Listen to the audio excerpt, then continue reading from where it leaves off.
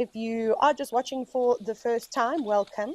And if you're wondering how on earth do I ask you questions, Taylor, well, it's pretty simple. All you have to do is, if you're watching on YouTube, you can comment directly on the YouTube chat, or you can head over to the WildEarth website and pop your questions in the question box there. Whatever is easiest and most convenient for you. Of course, you're welcome to just sit very quietly and observe, but that's no fun for me.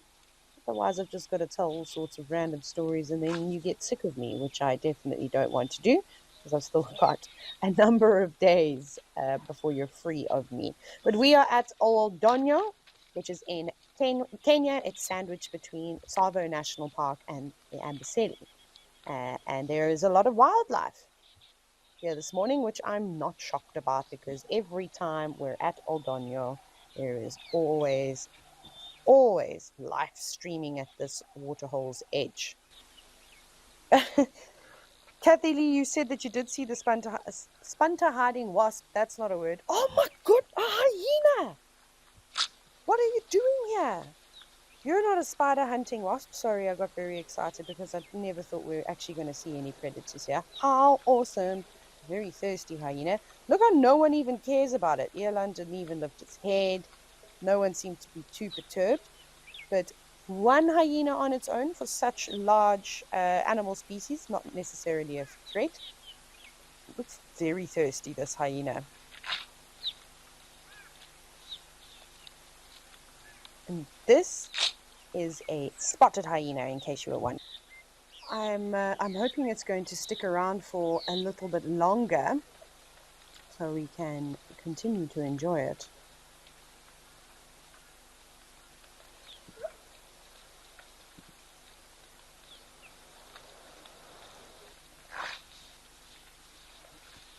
This is insane how long this hyena has actually been drinking for.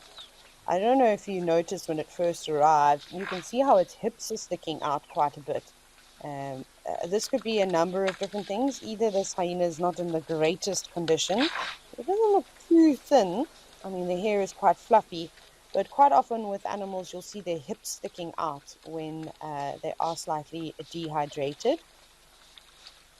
Obviously, the most accurate way to test if they are dehydrated is to do either you pull the skin and see how quickly or slowly it goes back to being normal, or the capillary sort of test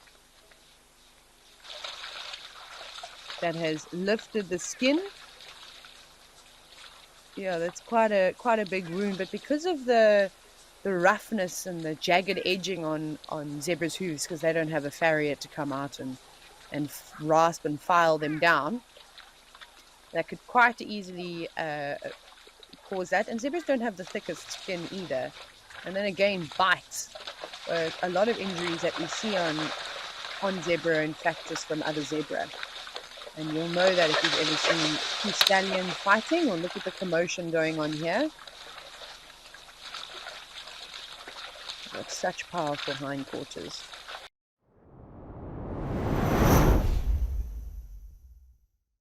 It's just quite a nice angle. You can really see why it is called a red-knobbed coot. But they are easily distinguishable compared to the common moorhen, because these red-knobbed coots, they've obviously got the very, very white facial skin and quite a light-colored beak. And then if you're close enough, you can have a look and see those red knobs. They also don't have white on the flanks of their body where the feathers are, where you see that with the common moorhens too. Easy to get confused if you don't know those differences, because they're both black swimming birds. Lack of a proper description.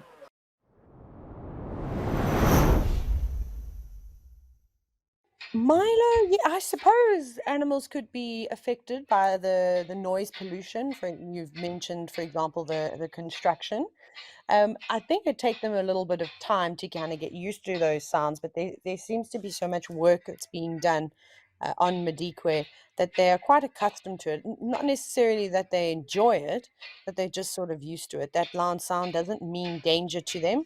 It's not like somebody ran out chasing them with a drill or an electric saw, making those horrible noises, then elephants would associate those sounds with danger. And there's actually a really interesting study that's being done by Dr. Joyce Poole. She's got a organization called Elephant Voices, but she's studying lots of different things. Actually, between her and Cynthia Moss, they first described must in elephants.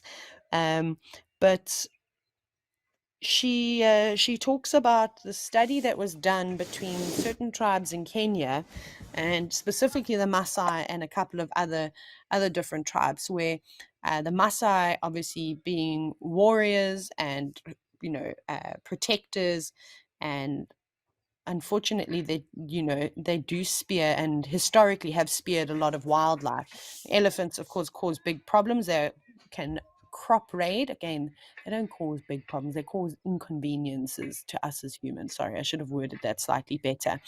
And then elephants will get speared quite often. So this whole study basically just shows how they were able to, whether it's scent or whether it is whether it's scent or being able to understand the different accents, they're not quite sure, but they were able to pick up the differences between the various tribes.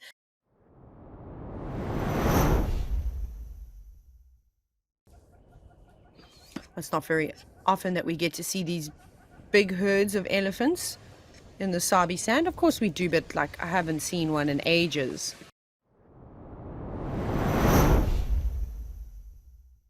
All the nice green grass growing in the middle of the dam. I'd definitely be in there taking trunkfuls.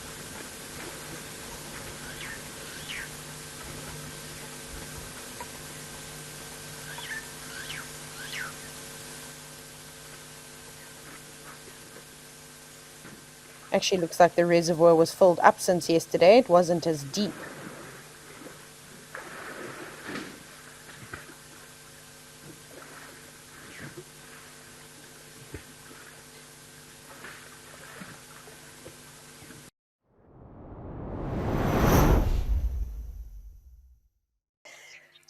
But thank you so much for joining me, and I hope that you're able to join me again tomorrow. But remember to watch the sunset safari, which will be in a couple of hours' time. I'll see you soon. Bye.